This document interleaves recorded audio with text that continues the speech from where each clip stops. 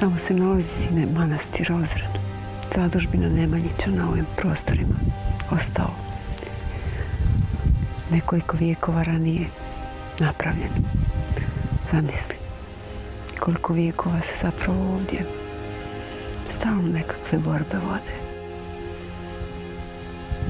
A tamo dalje je Doboj, grad naše sreće i tuge.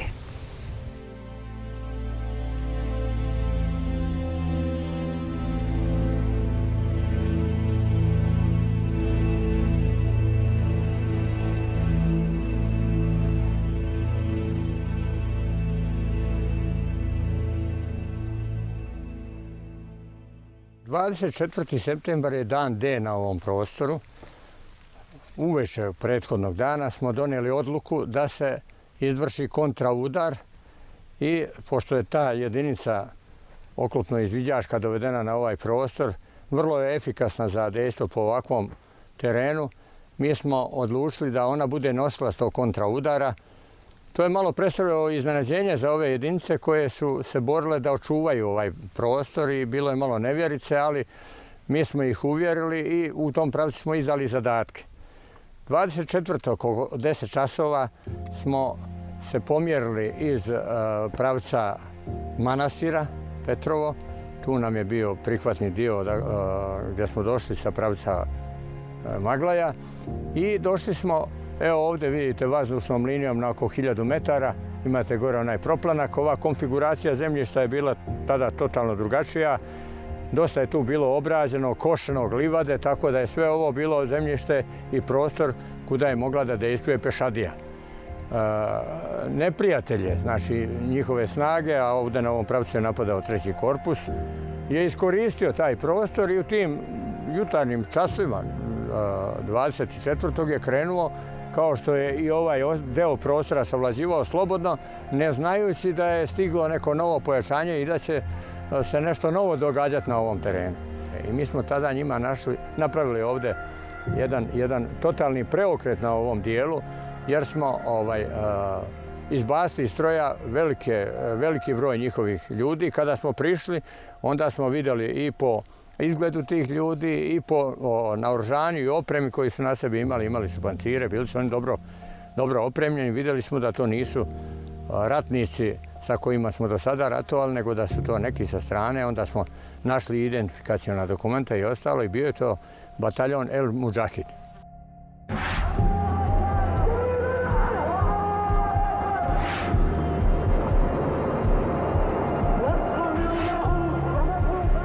Tog 24. kada je bio taj žestok okršaj, mi smo uspjeli sa tog prostora, sa negdje više od kilometra, ali kad se ide putem ima skoro i kilometar i 700 metara, mi smo uspjeli da pomerimo naše položaje i da se nađemo ovdje na ovom prostoru. A evo vidite kako ide konfiguracija zemljišta, vidite i ova naseljena mjesta i ovdje gore put. To je prostor sa koga su oni dolazili i mi smo praktično blokirali bilo kakvo uvođenje njihovih novih snaga. Imali smo, što kaže, na puškometi ove šumice ovdje. Naše snage ostale su se pomjerile. Znači prva Ozrenska i svi ti dijelovi s kojima smo mi pokušali da zatvaramo ovaj deo fronta su se pomjerili i mi smo uspjeli praktično tog 24. da uspostavimo na ovom dijelu ratišta granicu Republike Srpske i da damo snažne pregovaračke pozicije našim političarima i pregovaračima u Daytonu. Da nije toga bilo, znači ovoga loma ovdje i preokreta, vi znate da Republika Srpska je samo mogla da ustupa teritoriju, nikako da dobija. Njihov krajnji cilj je bio da zauzmu Doboj i da se spoje sa hrvatskim snagama negdje prema Brodu ili Posavini i to bi za nas bilo zaista katastrofalno.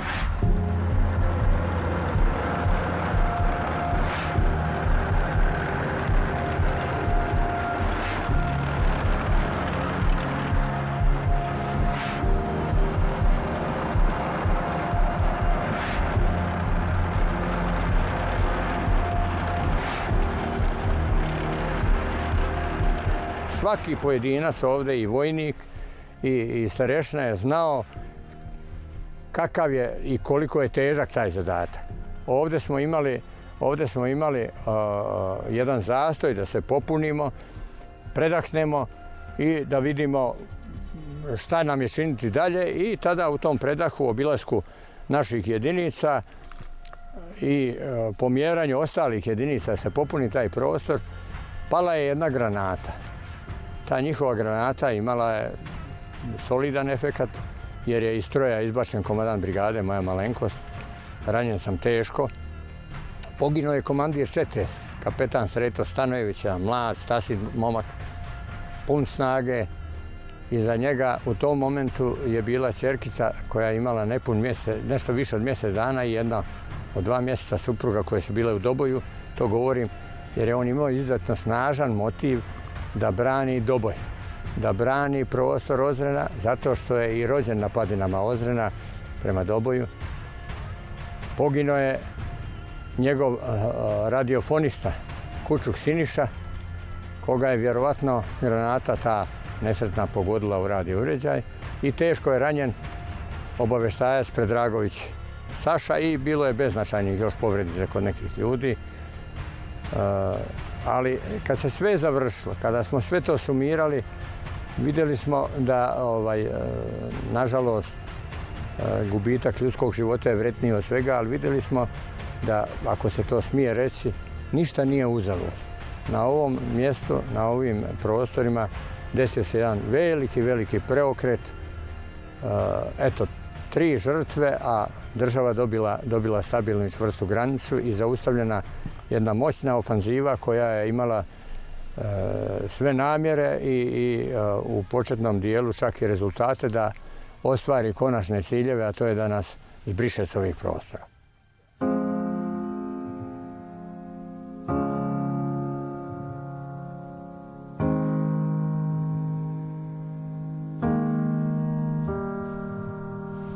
Dan iščekivanja vijesti da će mi javiti da se vraćaju, da je sve gotovo, da je sve odbranjeno, da su naši ljudi sretni, vraćaju kućama. Nikad nije došao. Na ovom mjestu se zapravo zaustavilo mnogo toga. Zaustavilo se stradanje, egzodus ljudi koji su bežali napuštajući svoja ognjišta, a zaustavio ih je jedan veliki život. Život velikog čoveka. Taj čovjek je kratko živeo. Učinio je velika djela. Učinio je jedno veliko djelo. Odlučio je u zadnjem danu svog života da spasi nešto što se zove svetinja. Mi u Doboju smo saznali da Ozren pada, da ljudi stradaju, da se dešava strašna pogibelj ljudi. Kažu, pada manastir, na 1,5 kilometra su do manastira. Da li je moguće? Da li je moguće da će uništiti nešto što vekovima postoji i što vekovima obilježava bitisanje ljudi na ovim prostorima? Nekako sam verovala da se to neće desiti, ali nisam znala da će taj moment, zapravo i to veliko djelo, biti djelo mog muža. Odlučio je sa svojim ljudima da zaustavi sve to, da im kaže nemojmo momci da nam padne i ono malo svetog što nam je ostalo na Ozrenu.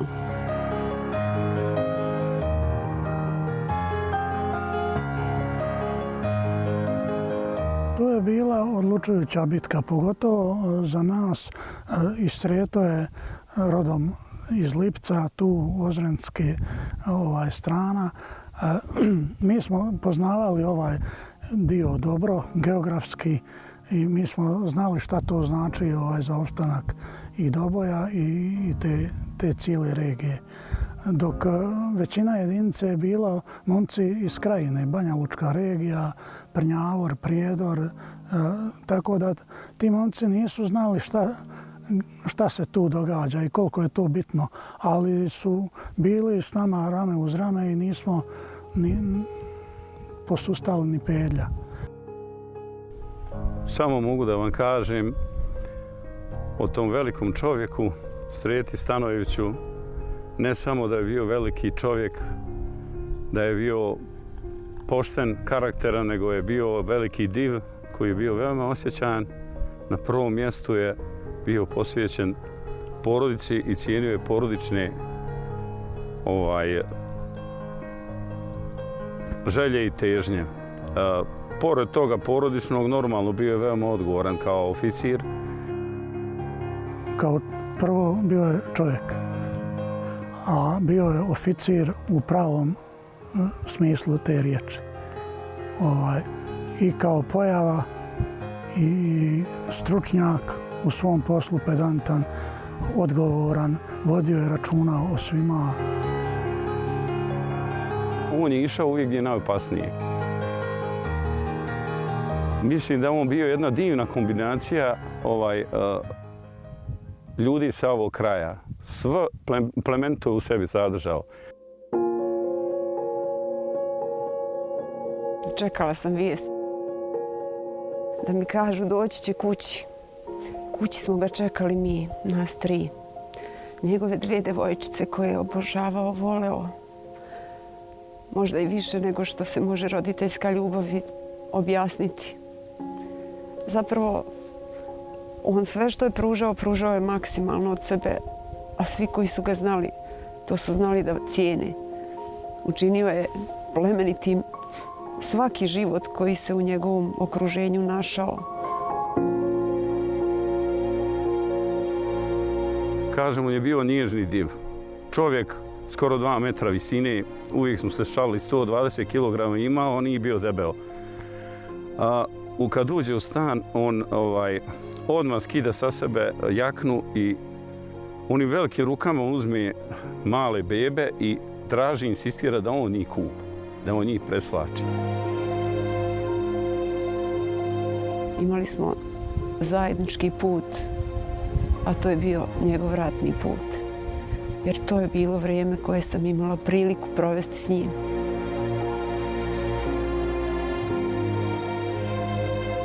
Ne mogu da pretpostavim da se nastavilo. Kolika bi sreća bila. Bili bismo primjer jedne uzorne velike porodice. Planirali smo i veliku porodicu. Planirali smo i veliki voćnjak. Planirali smo očuvati tradiciju, očuvati korijene, čuvati kućni temelj, izgraditi kućni prag. Sve je to zapravo sad samo iluzija. Iluziju mi zapravo oplemenjuju i oživljavaju moja djeca, njegovi nasljednici. Nešto što je ostavilo trag, nešto što će zauvijek omogućiti da taj čovjek živi kroz svoja djela i kroz svoje potomstvo.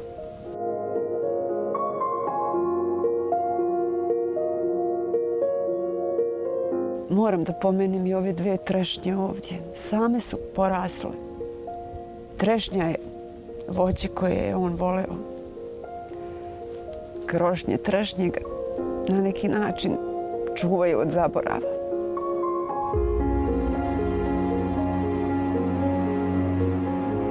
Na ovom mjestu zapravo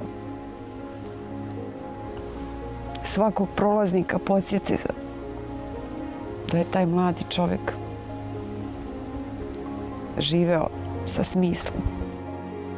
Nakon diplomiranja, moj muž, pošto je završio vojnu akademiju, bio raspoređen u Koprivnicu.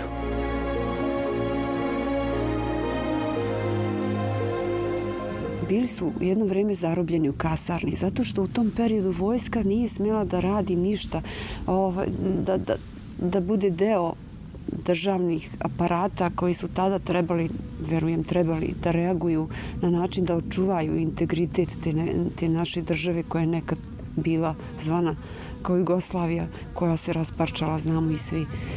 Tada zapravo izašao je iz kasarne i zaustavili su ga rezervisti iz tog kraja. Pitali su ga kuda ide, on je rekao: pošao sam po brata u kasarnu, mlad je vojnik pa hoću da ga izvučem. Majka se brine pa odoh po njega. Naravno, to je bila njegova dovitljiva rečenica za koju su oni rekli: Jesi siguran u to? U tom trenutku su zapravo oni njega držali sa nožem ispod vrata. To mi je ispričao i kad im je rekao zapravo zašto je pošao ka kasarni, oni su rekli pusti ga, neka ode po tog još jednog, pa kad se vrati onda ćemo vidjeti šta ćemo. A on je u svom vozilu imao vodu za vojsku koja je tad bila izolovana i zatvorena. To je bio jedan sasvim običan dan jednog vojnika. Meni je to bilo nešto fascinantno. Žrtvovati sebe za kanister vode, za ljude koji nemaju nikakve uslove i žive u beznađu.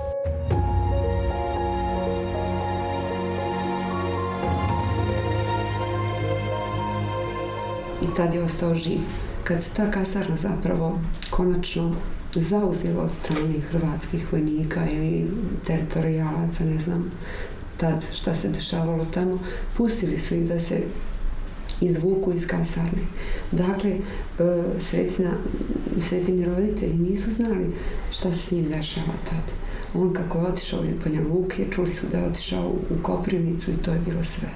Njegova majka i otac nisu znali nikako da dođu do njega, nikako da ga čuje uopšte šta se dešava s njim. Jednom na televiziji beogradskoj, Beograd 1, pokazivali su konvoj tenkova koji izlazi iz kasarne bezbedno. I kad se pojavio ovaj tenk, u Doboju je njegova majka gledala taj dnevnik i rekla, eno mog sina živ je, prepoznajemo ruku. A on je imao specifične ruke koje je svako zapamtio. Ruka sa malo zakrivljenim prstenjakom, neobična. Evo. Evo ovdje se vidi ta šaka koju je ona prepoznala. Govorimo o tome šta je instinkt majke koja može samo na jednoj maloj sitnici da prepozna svoje dijete. Šta znači biti roditelj zapravo.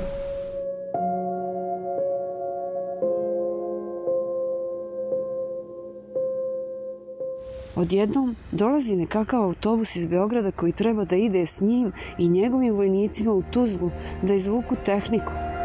A tamo se čuju pretnje, njegov klasić mu poručuje naći ću te, ogulit ću te ili tako neke ružne reči koje ne želim da pominjem da ne bi to bilo protkano mržnjom.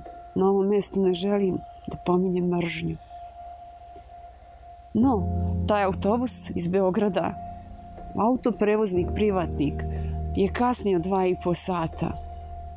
Taj dan i tu noć gledali smo sa tih obronaka Osmaka, Visa, kotlinu prema Tuzli koja je gorela. Tada se desio pokolj u Tuzli. Tako su to rekli. Pokušaj da se izvuku vojnici zapravo je bio spriječen i tad se desilo nešto što se zove danas nesporazum. Ta 2 sata ga možda tad odvojiše od nevolje.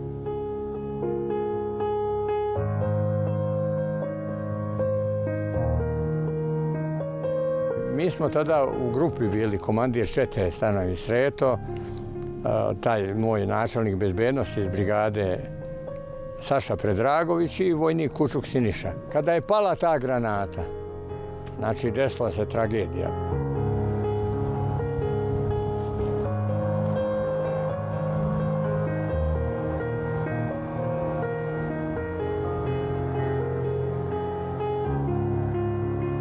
A dan kad je svanuo 24. septembar, taj dan sam ja sa moje 2 djece bila u stanu. Bilo je normalno, sveže, lijepo jutro, ali meni u kući bila je strašna hladnoća i zima. Ta zima je zapravo jeza koja proizilazi iz predosjećaja. Bili smo jako povezani, ja sam uvijek znala da se nešto dešava, nije morao ni da mi kaže.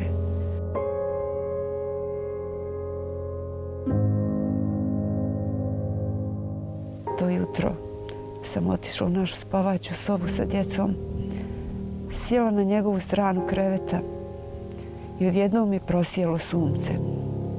To sunce mi je zapravo bio pokazatelj da se njegova duša tog trenutka oprostila od nas i na način na koji to nisam mogla da pretpostavim.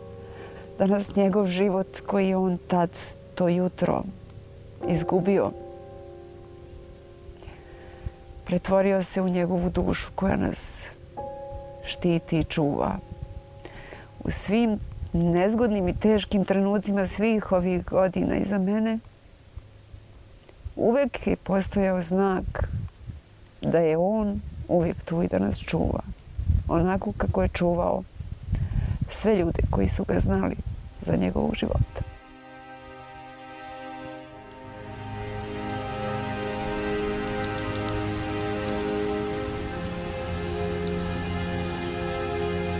Septembar mjesec je mjesec tuge. U mojoj porodici se na neki način osjeti u zraku, u svemu, u svakodnevnom životu svake godine. Posljednjih 22 godine, svake godine se nadam da zapravo će jedan dan svanuti i reći ću sebi to mora da bude dio prošlosti. Kažu ljudi vrijeme da liječi i vrijeme čini da se nešto zaboravi. Ne, nego u vremenu življenja mi zapravo se suočavamo sa novim izazovima, a ono što nam se desilo samo bude prateći segment svih i svakodnevnih dešavanja u stvarnosti. Trudim se cijeli život da očuvam njegovo djelo, njegovu ličnost, njegov lik kroz čast, poštenje i život svakodnevni moje djece i mene. Na način kako mi to najbolje umijemo i znamo.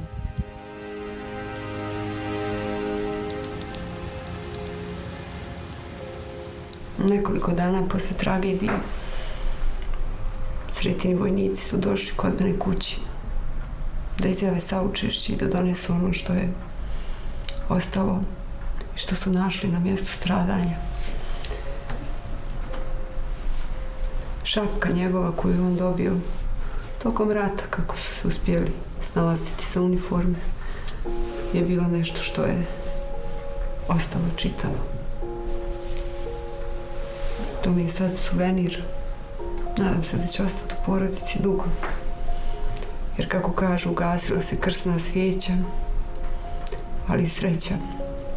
Pa postoje potomci, moja djeca koja će ovo da čuvaju dok god budu okolnosti to dozvoljavale. Nadam se više nikad ratne.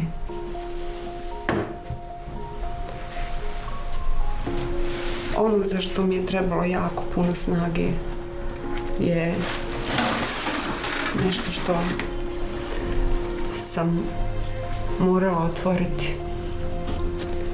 To je torba koja je bila uz njega u zadnjem času. Torba koja je autentična, koju nisam dala ni prepravljati, ni čistiti, koja na sebi nosi tragove. I jedini dio njega koji je stvaran i realan. Otvorila sam je jednom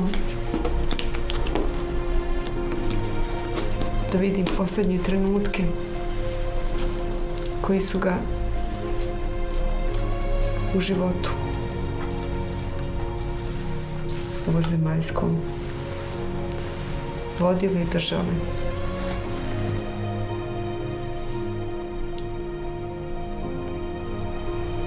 Ovdje se nalazi njegov prsten koji su našli. I lančić koji je imao na vratu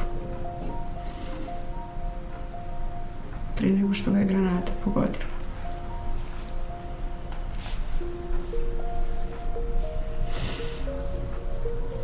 U zadnjim časovima obaveza užeg člana porodice da je ode na prepoznavanje.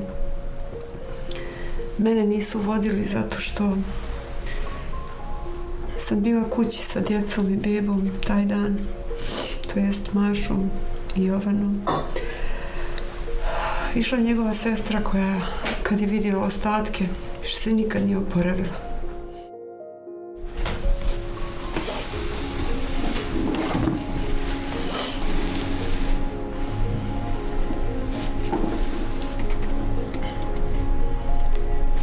tako.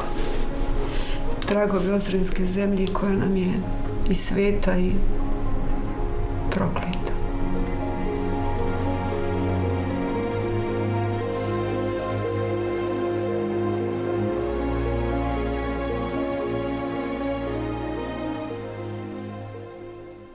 Ja kao dijete poginulog borca zapravo nikad nisam imala osjećaj, nikad nisam odrastala u svojoj glavi, nikad nisam imala taj osjećaj da sam ja zapravo dijete poginulog borca.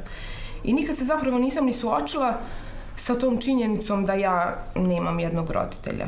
Bilo je situacija gdje je otac nedostajao i tek će da bude situacija koji će on da propusti. Ja kažem koji će on da propusti jer jednostavno nikad nisam imala osjećaj da je taj čovjek zapravo poginuo. On je nekako toliko je živ kroz mene, kroz sestru, kroz mamina sjećanja. Pogotovo kroz moja tetka, njegova sestra, je ona kad priča o njemu, ona priča o njemu kao da je on živ. Baka također. Ja zaista nemam, nikad u životu nisam imala osjećaj da taj čovjek zapravo ne postoji. Jer uvijek sam imala osjećaj da je odsutan, ali da je živ.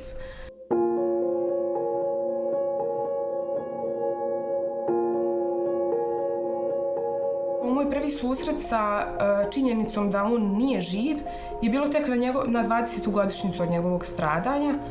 Bili smo na Ozrenu, na mjestu gdje se to desilo i to je bilo moje sučeljavanje sa stvarnošću. I ni to nisam teško podnijela jer sam zapravo tada shvatila da sam ja dijete heroja. I tu ja zaista nemam pravo da budem tužna ili da doživljavam to kao neku svoju ličnu tragediju, jer bi to bilo, ja smatram da bi to bilo sebično od mene, jer taj čovjek je za svoj kratki životni vijek toliko toga ostavio iza sebe i toliko toga dao i za nas i za svoje kao porodicu i za cjelokupno društvo i za državu i za istoriju, da ja jednostavno mislim da osjećaj ponosa u meni preovladava bilo kakav osjećaj tuge.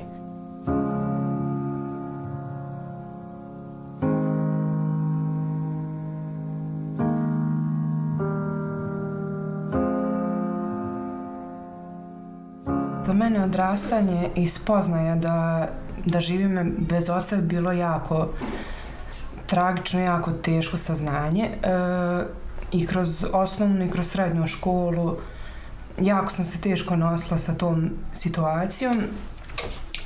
Koliko god mama da se trudila da i meni, a i sestri obezbedi apsolutno sve u životu što jedna porodica pruža djetetu i što obezbeđuje, meni ipak i dan danas uvijek falio taj jedan dio, ta očinska figura u mom odrastanju.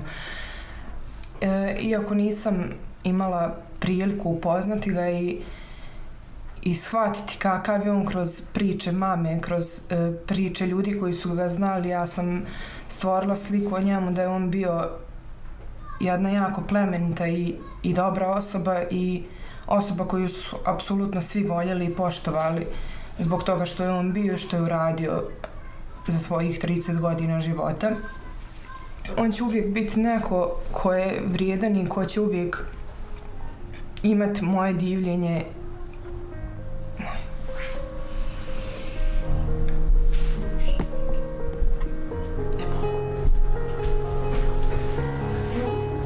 Kako ti ne možeš, ti s tom razvalila?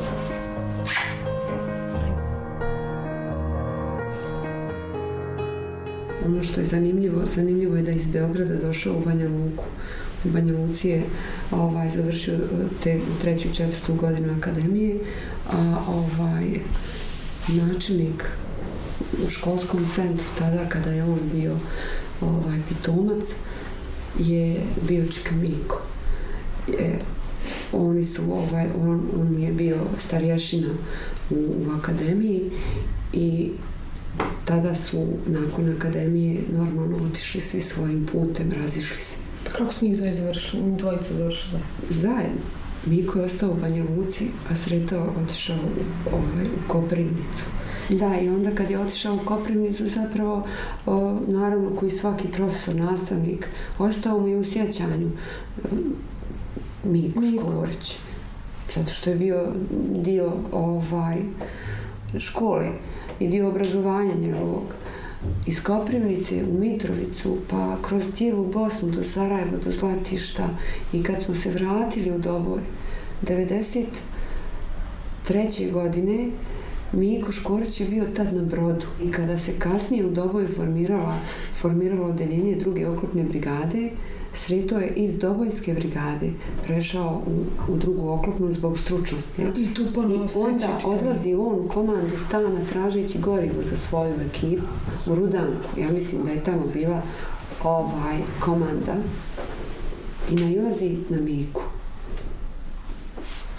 I sreću se njih dvojica, ja ne znam tačan susret kako je se odvijao, ali vjerujem emotivno, zato što predavač, profesor, kad sretne svog učenika, učio ga je kako da se ponaša vojska u mirnodopskim uslovima. I on je kod sebe imao nekakav rokovnik sa emblemom 2. oklopne.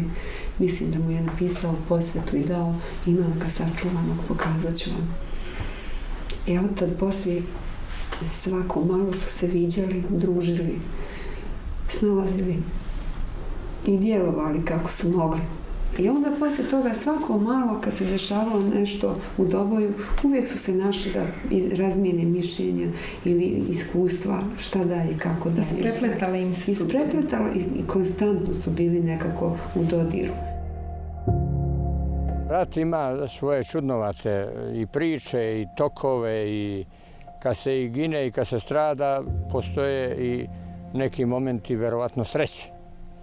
Evo, konkretno iz priča, jer tu priču kad se nekome dogodi tako složeno ranjavanje, ne može čovjek sam registrovati, nego je dobije posredno. I ja sam dobio deo isečka ukupne priče, a to je deo koji mi je falio moment kad sam ranjen. Kad je ova granata pala, oni su se uzmuvali i trebali su da promijene položaj, da se odatle sklone na drugo mjesto, i bili su tako raspoređeni da je taj komandir komandovao vozaču da uskače na svoje mjesto i on obično izvodi taj tank i pokazuje mu rukom gdje će se parkirati, a pozadi je bio taj 3. član posade koji je čeprkao tu negdje u zahvatu, ovako kao ovo brda, i odjednom je otkrio, i sveža je zemlja bila, i otkrio je moje lice. Znači, ja sam bio od tih gelera, od te eksplozije, zatrpan zemljom, i zahvaljujući njemu, znači taj tank koji je sigurno morao napraviti manevar, jer to je vidite, mali je prostor, taj bi me tank zgazio gusjenicom, znači spasio me da ne stradam. Ja sam, znači, ovdje saniran u Doboju, a onda su me prebacili na VMA za Beograd, i tada su mi dovršili taj deo posla. Odsečena mi je noga. Tragedija to. Ja sam tad bio mlad čovjek, imao sam 42 godine, ali sam imao nevjerovatno, sigurno je to što sam i bio profesionalac, da sam malo drugačije pripreman za rat. Ja sam imao nevjerojatan optimizam i zahtevao sam da te nove godine, znači prebačen sam 25. septembra, i za Novu godinu ja sam htio da plešem, eto, oficiri njih bijeg glad, da imaju te lijepe manire. Ja sam tražio doktora da zaplešem za Novu godinu, oni su me onako sa smješkom gledali, i vidim da čitao sam na njima budi sretan što se život kako plesanje. Međutim, uspio sam to, zahvaljujući njima skrpljen sam, sastavljen, i Bogu hvala, evo, 22 godine poslije toga uspješno se borim sa životom. Svi ti koji prežive, njima je lako. Najveći ožiljci, pa i nama koji smo bili sa tim ljudima koji su stradali, su žal za svojim kolegama, prijateljima. Eto, ova dvojica mladih starešina, to su ljudi bili ispod 30 godina, u punom cvijetu mladosti, snage, mlad kapetan, supruga, 2 djece. Život mora da ide dalje. Najvažnije nam je da ne zaboravimo takve divne ljude koji su nama u životu unijeli mnogo pozitivne energije. Čuvanjem ljudskosti čuvam vjeru da ljudi neće zaboraviti dobra djela. Želim da kažem da u ovom trenutku, ako ću ikog podsjetiti na to, da čuvanjem naše ličnosti, čuvanjem sjećanja na velike ljude, činimo naše živote plemenitijim i naše nasljednike ponosnim na nas, što smo im bili dio života. Kraj rata, znači kraj rata, da je to neki početak i to, pa kad govore, meni kad govore, kaže, eto šteta na kraju, kod mene je moj deo priče malo drugačiji. Ja kažem da bi bio jako razočaran da sam na početku rata ranjen, jer ne bi vidio sadržaj i smisao za čega se to sve desilo. Ovako kad se rat završio, vidio sam i neki smisao. Napravi se Republika Srpska, opsta vojska Republike Srpske, vrlo jaki stubovi državnosti se ukazaše i to je svakako svakom borcu, pa i starešini naravno koji je vodio te borce, bila satisfakcija za sve nesreće i tragedije koje je doživio tokom tog nesretnog sukoba. I zato ćete čuti od svakog pravog borca poruku da se treba maksimalno pregovarati i da se treba umoriti i razboliti pregovarajući, da je bolje svaki novi dan pregovora nego samo jedan dan rata.